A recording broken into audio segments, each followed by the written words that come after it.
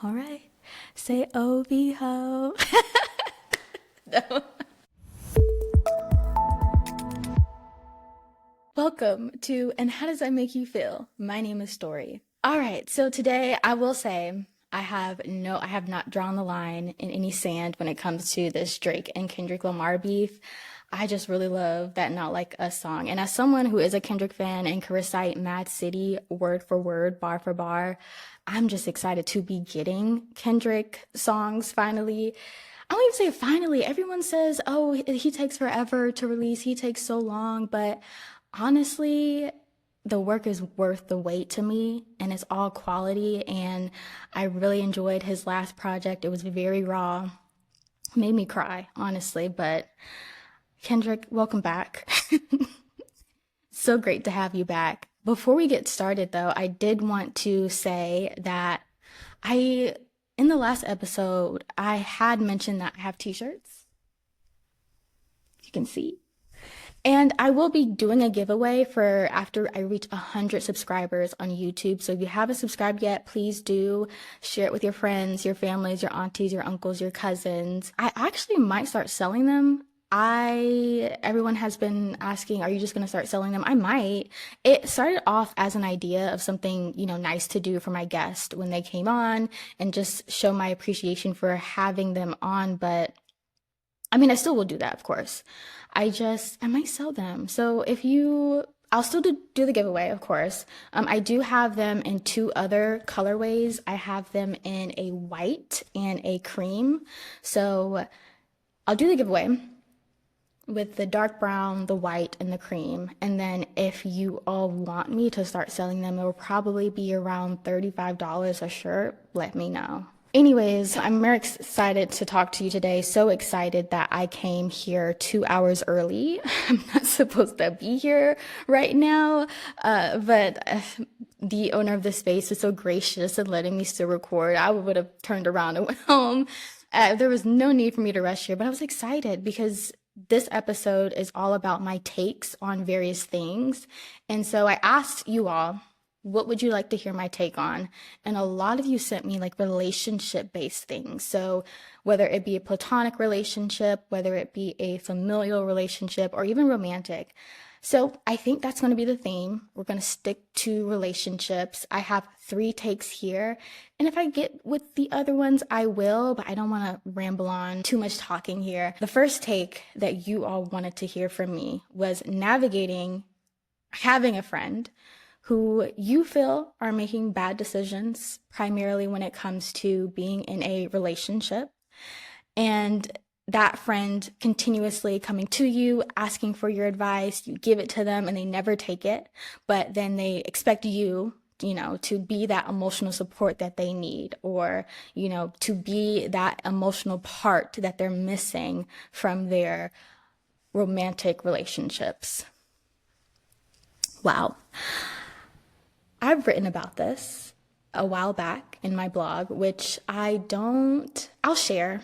I haven't kept up with it in a long time, but as someone who has a lot of Sag friends, not to throw Sages under the bus, I love you all so much, but man, do you live on the wild side of things. Something that I had struggled with a little bit as someone with a Virgo rising, Pisces sun, Cancer moon. I can blame it on a lot of things, actually.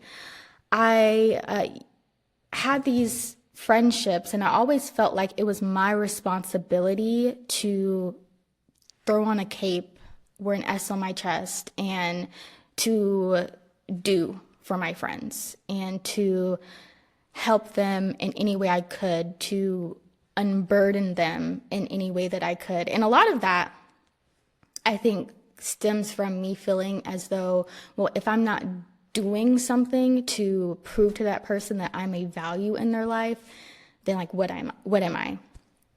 I have to be doing. I need to be doing. So some of that definitely stemmed from that part that I'm, of course, working on. And then the other was just, you hate to see the people you love, you feel suffering. And sometimes you feel like, well, I know what they need to do. I feel like this is common sense for they need to do this or they need to do that. And it can be exhausting when they come back to you and they're complaining or they're sharing their pain points in their life, especially when it comes to their romantic partner. However, what has helped me, and a lot of that too, not only was it exhausting for me, but it led to me being incredibly resentful as well. Resentful of the fact that why do they keep putting themselves in this position? Why aren't they listening to me? Why don't they value my advice? Why don't they value what I have to say? So a lot of resentment as well began to build up. And so one of the things that I started to do, or that I realized, was I'm their friend, right? I'm not their life advisor, their counselor, their therapist. I am not, again, that superwoman that needs to come in and save them. This is an autonomous human being, and I am their friend. This autonomous human being has their own way of life, their own way of thinking, their own lessons, their own thought processes. They are their own person, and I am a friend to that being. And as a friend, what I'm here to do is simply to love them. So nurture them, support them, pour into them, be patient, be kind, be honest, be truthful, be dependable. You know, that is what I am here to do. I am not here to tell you what to do. You can ask for my advice, of course, and I'll give you my advice, but that is my role in all of this. And so that shift of mindset helped me to lessen that resentment that I'm feeling. So when they do go out there and, you know, they came to me and, you know, they're expressing their pain points, but then they go and they do what they feel is the right thing to do, I no longer had this like expectation that, oh, they're going to follow what I say. Because again, I have no obligation to listen to me. This is their life and I'm their friend and I'm just going to be here to support them. And so that helped my resentment kind of lessen, because when, you know, they would leave the conversation, there was no longer any expectation that, oh, they're going to go and do the right thing. Because like, also, who am I? Who am I to say, I know what the right thing is? And I know that some people will say, but Stori, it's common sense what I'm saying to them right now. And yeah, and it could be for sure. But again, who am I? This is your life and your journey and what you need to experience for yourself. I am merely a supporting character in your story, and you mine. Right? In my story, I'm the main character. I have my supporting characters, and in their life, they're the main character, and they have their supporting characters. And once I kind of released that like idea that they should take what I'm saying and implement it into their life because I know what's right and they're obviously doing something wrong, I also saw the way that I showed up changed in a much better way, because the conversations now were a bit more light, at least for me, because again, that resentment was gone. You come to me with this pain point, I'm simply sitting there and I'm listening to you and I'm offering you either encouragement if that's what you need, or hey, that sucks if that's what you need, or maybe what I would do if that's what you ask for and if that's what you need. Now, the other part of this too is, you know, it can be exhausting just in general to be hit with all of these different, you know, complaints and again, things that you feel like, okay, you're coming to me with the same issue over and over and over again. And there's only so much of a listening ear that I can be, because it's draining me energetically. And to that, I would say, you know, when navigating that part of it, I just set up boundaries. Just like, if I didn't feel like talking about something, there are a few things I would do. Number one, change the subject. They would come to me. I would let them, get about 5 minutes of whatever they need to get out, acknowledge them. Yeah, no, I'm hearing you. That is pretty tough. Did you hear about that new restaurant that just opened down the street? I heard there was a shooting there last weekend. I just try to change the subject if I really am not in the energy to feel that right now. Or two, I'm honest. They come to me again, I give them that, little bit of space to vent, acknowledge them, of course, and then say, you know what, I really want to be here, with you, supporting you. I really want to give you the space that you need, but I'm just really low in energy right now, girl. And or whatever. And could we talk about this another time? Like I said, I really want to be, able to give you this space, this support, but I'm just, it's been a long weekend for me. Let's pick this up next weekend, or let's pick this up tomorrow.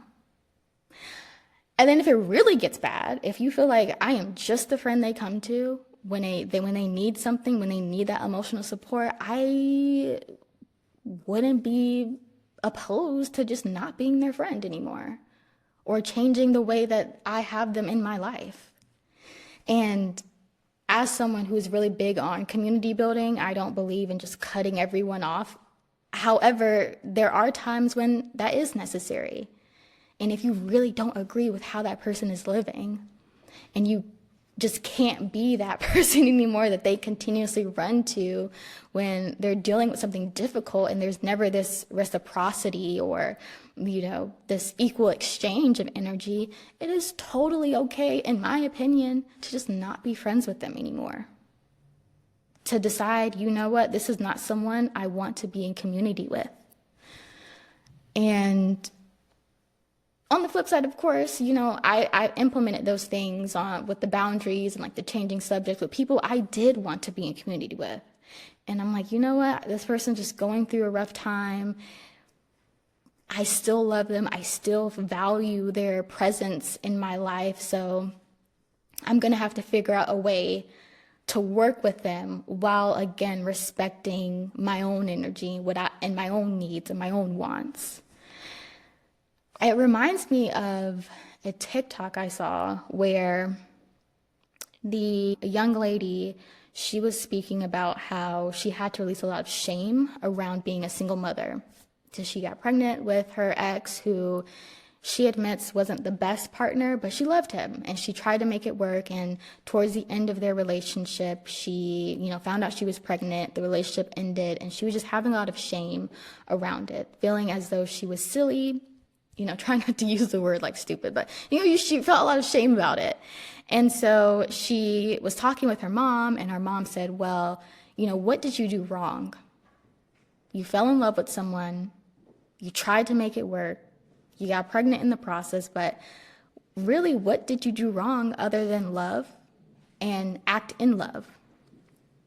And so there was a response to that video of someone, saying, well, and it kind of did feel like a little projection, which is why I really wanted to talk about this, because the whole, being that emotional support for a friend really triggers a lot of people, really gets them riled up. And so her response to it was, well, you are wrong, because women like you tend to use your female friends as like this gap to fill when it comes to the emotional lack that they're receiving in their romantic relationships. And you only come to us when you need that extra emotional support, or when you are dealing with the same old issue with that man and we get exhausted, and it's like you're an emotional leech.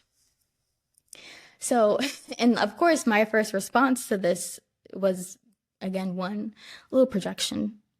She never mentioned her friends in this entire scenario of her talking to her mom about, feeling the shame of being a single mom.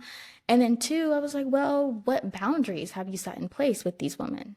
And what steps have you taken that if you needed to, you would just stop being in community with them?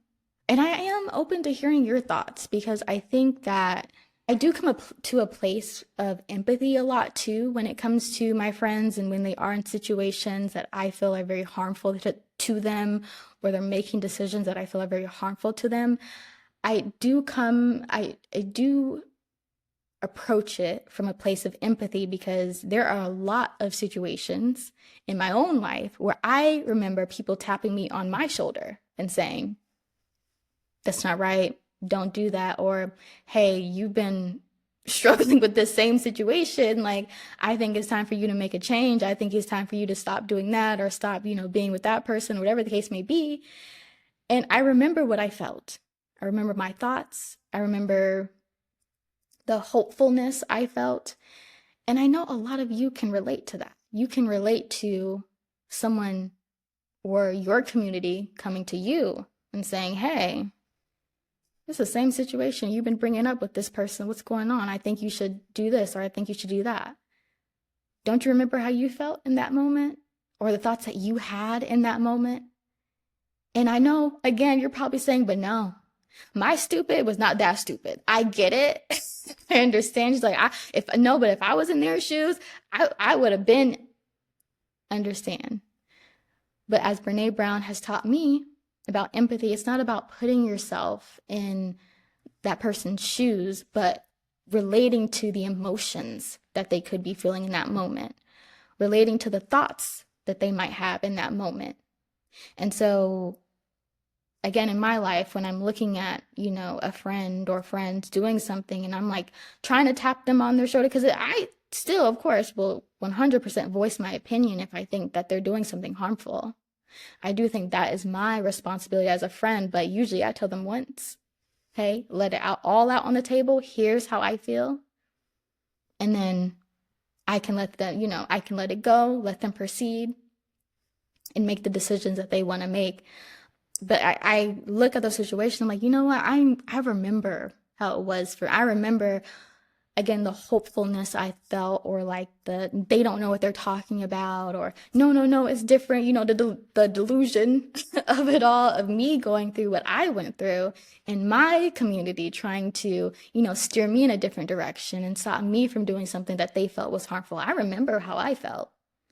And I remember being like, psh, they don't know. I'm still going to do what I'm going to do. And then having to come back and be like, you were right. You're right, girl. Sorry. But I remember that. And so I also, that empathy part of thinking, okay, if that's how I felt and that's what I thought, I can confidently come to a conclusion that that's probably what they're thinking and that's probably what they're feeling. So in the meantime, I'm going to be a friend. I'll be there to listen to you. I'll be there to give you words of encouragement. Again, I'm not going to give you any more advice unless you ask for it, but I'm not going to give you any more advice. I'm just going to be like, yeah, that sucks. Damn. Or, I know you're smart. You're a beautiful person. I know you're going to make it through. Or, what do you need from me in this moment? Do you want to grab a coffee? Do you want to just sit here and cry? Do you want to go out for cookies? Like, I'm going to be that support so that when you are ready to stop making those decisions or choose something differently, I want to be the friend that if my friend is going through a tough time with something or someone, I want them to think of me when they are thinking, wow, the minute I'm ready to get out of this situation, I can't wait to go to so-and-so for help. Or like just be that person that they can think of when they need that extra bit of support to get out of whatever they're going through. I never want to be the friend they think of where it's like, I'm going to hide this from her because I don't want to hear her mouth again. Or, I'm going to hide this from her because I don't want to feel judged. And mind you, sometimes people feel that way anyways, no matter what you do. But I've just really tried to shift the way that I see myself as a friend and shift my mindset on what it means for me to be a friend to someone. And especially in like domestic violence situations or things of that nature, I always want to make sure that I'm not the friend that that person has to hide stuff from, more so I want to be that friend that they're like, okay, if I'm okay, I'm ready. Like, I'm gonna call up so and so she can help me through this, you know? And again, even if we're not, like judgmental or whatever, people can still feel that way about us, and there's nothing you can do to change that. But just the way that I have started to navigate friendships, it's been in that manner. What do you all think? What do you think? How would you advise someone to navigate these friendships that are a bit emotionally draining? I'm curious to hear your thoughts. Now, moving on to more relationship stuff. What do we want to do? Do we want to do familial or do we want to do romantic? Let's do romantic. Let's lighten it up a bit. So, I am 27. I'm 27 years old, and I have never had a boyfriend. I think I mentioned that in the last podcast episode. I've never had a boyfriend. I've definitely been on dates, so I've never been in love. None of those things. And I would say maybe it's the Aquarius Venus in me, maybe, or something else. In the very early stages of my life, when people were starting to date and get in relationships, it didn't bother me. I was just like, okay, because I didn't see it as anything that I was missing out on, or I didn't see the lure of it. I was like, okay, that's nice. And then as I got older, and I think it also had a lot to do with the fact that I was gaining more self-confidence as well, or just realizing, oh, I am pretty enough to date. So this was around 21, 22. That's when I started to go out on dates, and the idea of having a boyfriend became a bit more appealing to me, but still never felt like a gap that I had. And then as I grew older, and of course now I'm actually starting to unpack the whole self-esteem, self-love, self-acceptance, the desire for a relationship came up. And it was directly tied to how valuable I felt. And so that's when it became a sore spot for me, because in that unpacking came, why doesn't anyone love me? Why doesn't anyone accept me? Why doesn't anyone choose me? But again, that was directly linked to just how I felt about myself.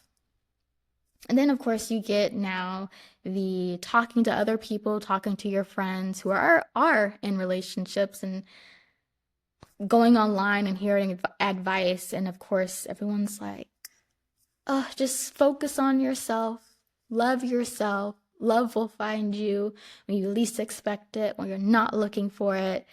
And in the eye of the storm of all of this, it was so frustrating to hear that. So it felt very dismissive.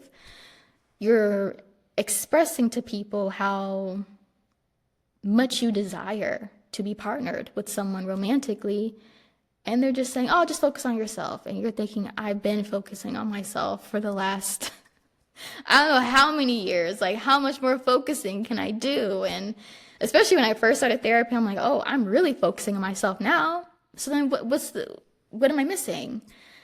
Or people saying, oh, well, if you don't focus on it, it will come. There's been years I wasn't focusing on it, and it didn't come. So now what?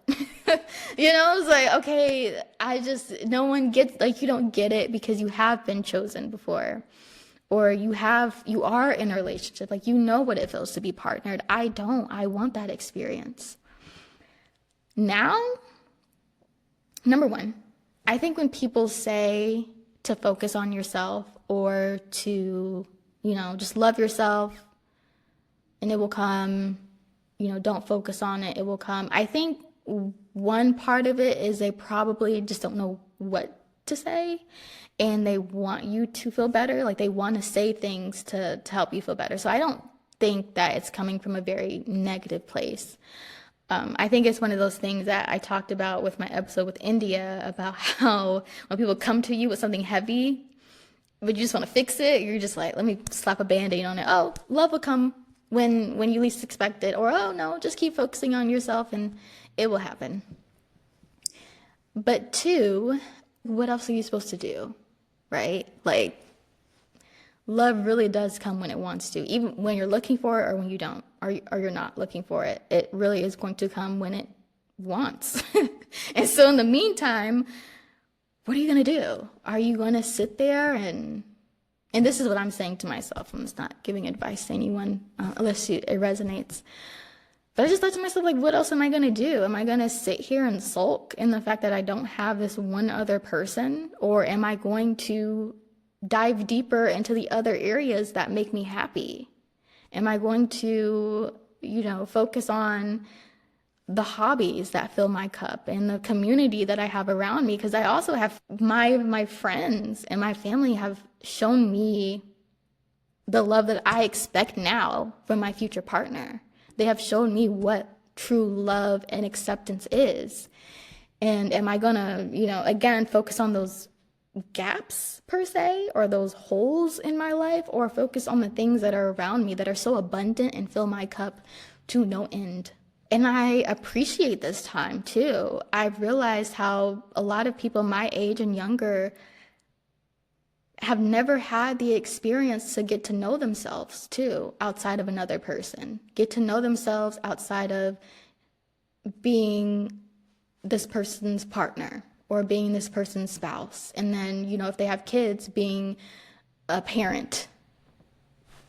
Outside of that, a lot of people have not gotten experience. And it's not to say that you can't do that while in partnership or while being a parent, but I value this time that I get now to know myself and to just be with me. And maybe it's also, a little bit of Sag energy that I'm feeling, because I'm in my 4th house perfection year and it is ruled by Sag. But I'm just also sitting here thinking, at least now in this stage of my life, it could change. I'm only 27, I'm still young.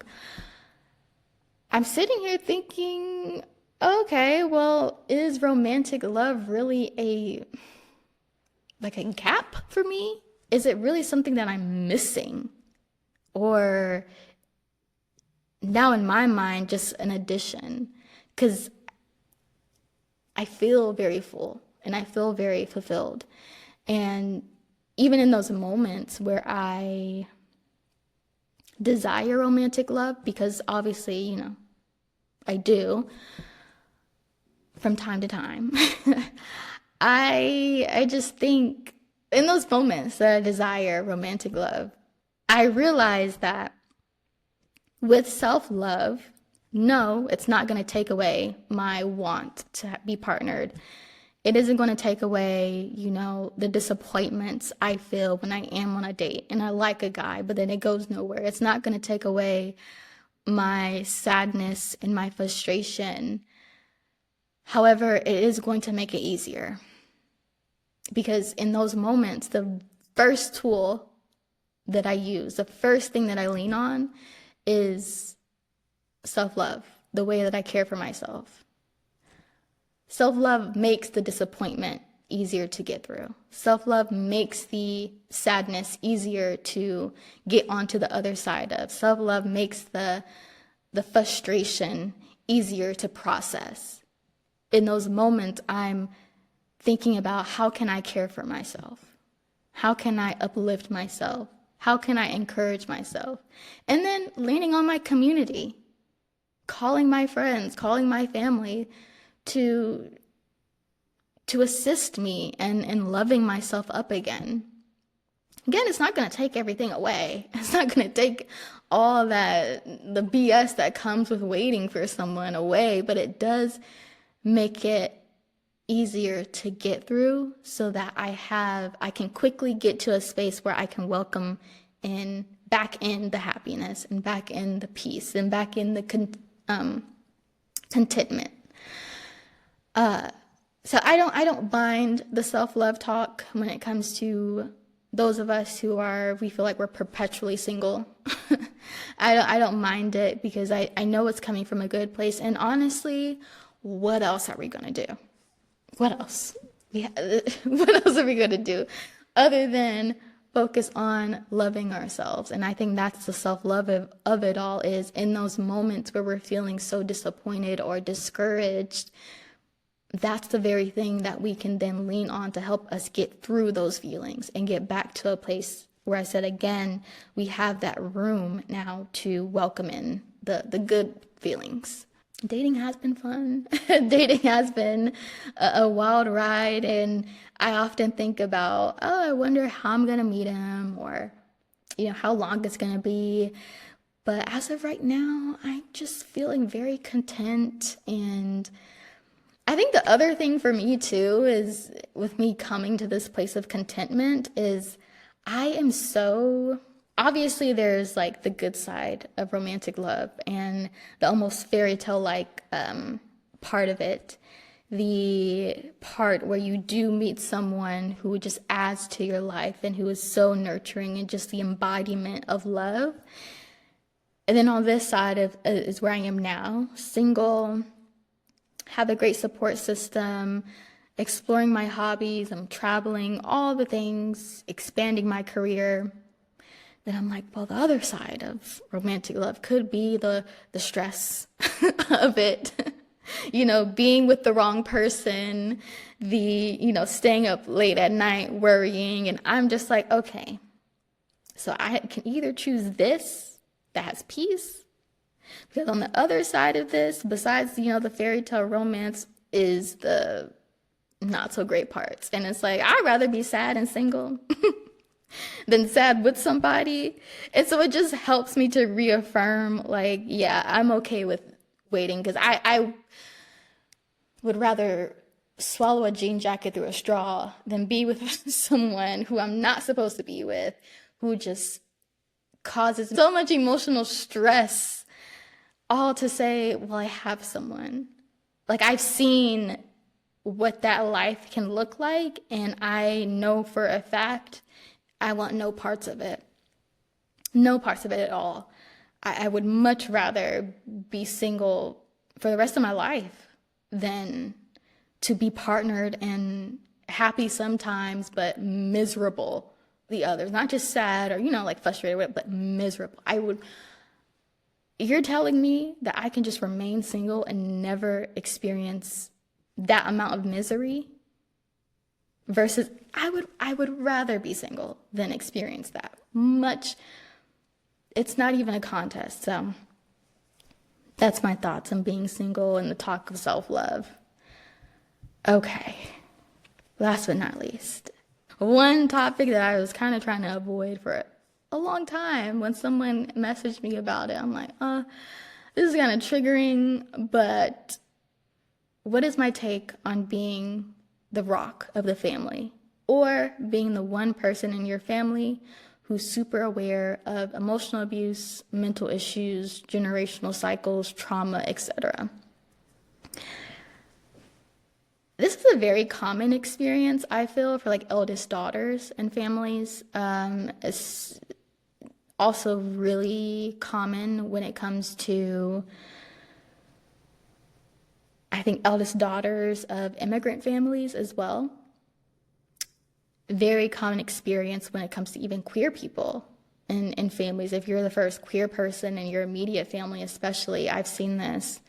I was watching a YouTube live with T.S. Madison, and she was talking about how a lot of times the queer, like the first, queer person in that immediate family, they often become this rock once the family comes around, if they were, homophobic or transphobic or whatever the case may be.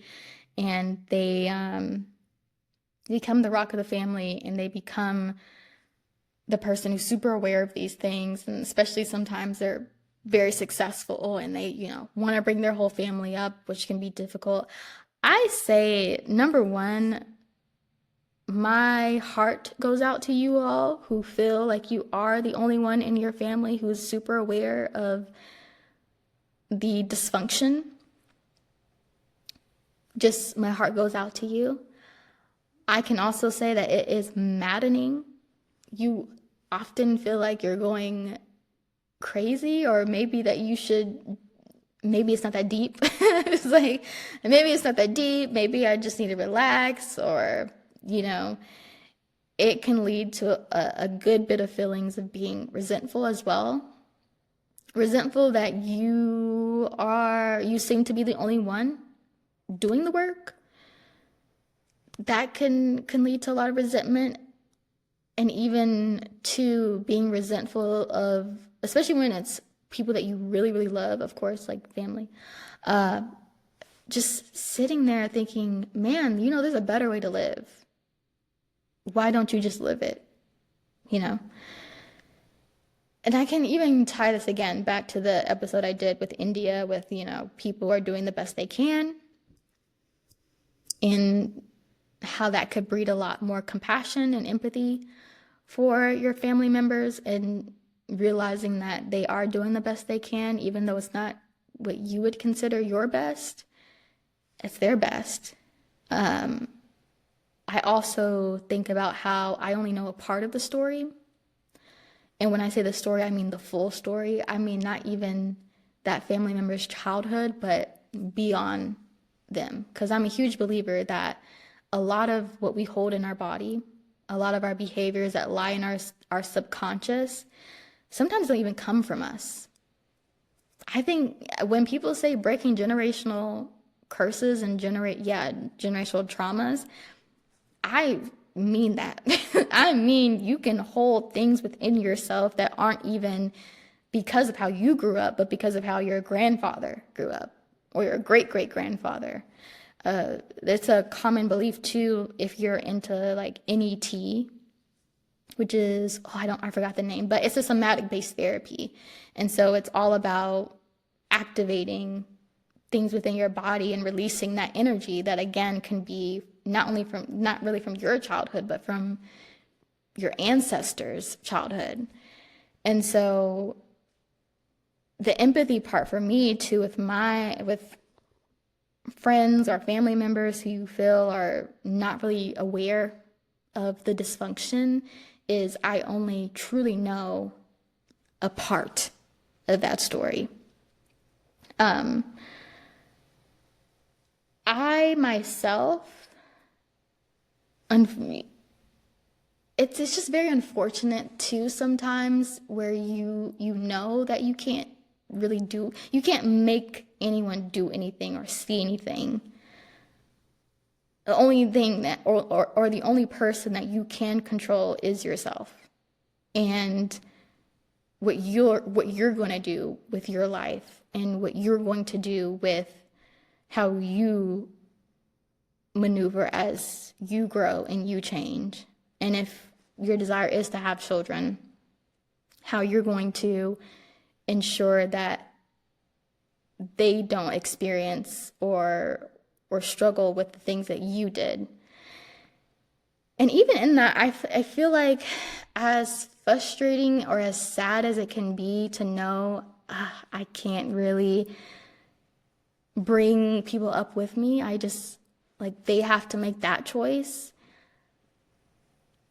There's a lot of peace that can be found in knowing that, number one, the work that you're doing is liberating those who have lived before you. And if you're also into time has no construct, everything is actually happening at the same time, like I do, that has brought me a lot of peace, because I think of my work as doing the work for my lineage, past and present, or past and future. And even with myself, because sometimes I'll be sad for the younger me, and wow, she just needed a hug, or she just needed someone to talk to, and I wish I could go back and change things. But reminding myself that the work that I do now is helping her, and it is helping that younger person. Also, I feel like it's very important to remember that just by being, you're leading. And so as you walk your talk, you could definitely be inspiring your family and generating this curiosity within them of, maybe, I do need to work on my boundaries. I'm seeing so-and-so and she's talking about boundaries, or, she's walking her talk. and I see the way that she's living, I see how happy she is, maybe I need to look within myself. Or I keep using she because I'm thinking of myself and the person who asked, but whatever your pronouns are. Like, that's really powerful. You don't have to have these conversations with your family members about, the dysfunction in order to wake them up. You can simply just exist and do the work, and it will show for itself. I truly believe. Yeah, this is like, why did I end on this? This is so heavy, girl. I'm sorry. I think the most important thing, though, to just keep reminding yourself is that, of course, do what you can, especially if there's like children involved and there might be some like actual abuse going on or potential. Doing what you can from like a legal standpoint or from a physical standpoint.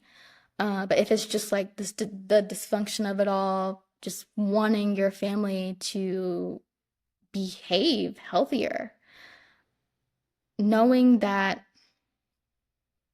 the only responsibility you have is to yourself and what you do and how you protect yourself and your peace and your energy and how you continue to work on your behaviors and being the healthiest version of yourself. And it's hard. Trust me, it's difficult. You're just like, man, I know they can live a better life if they just X, Y, and Z. Totally get it. Totally get it. And it is something that they're going to have to come towards themselves.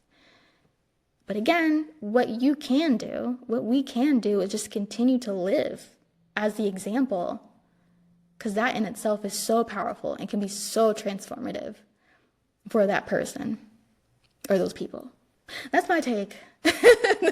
And that's deep, and I hope I answered your question to the person who asked. I hope this was like, you got what you wanted to hear from me. I want to hear your take on these things and what you feel about what I said and what you would suggest, or, just sharing your opinion. The comments are on. I want to hear you sound off. If you enjoyed this episode, please do share on your social medias, again, with your friends and your families. Once we reach 100 subscribers on YouTube, I will be giving away 3 of these shirts and possibly selling them. So keep on the lookout. Follow. I love you all. Please remember to be kind to yourself.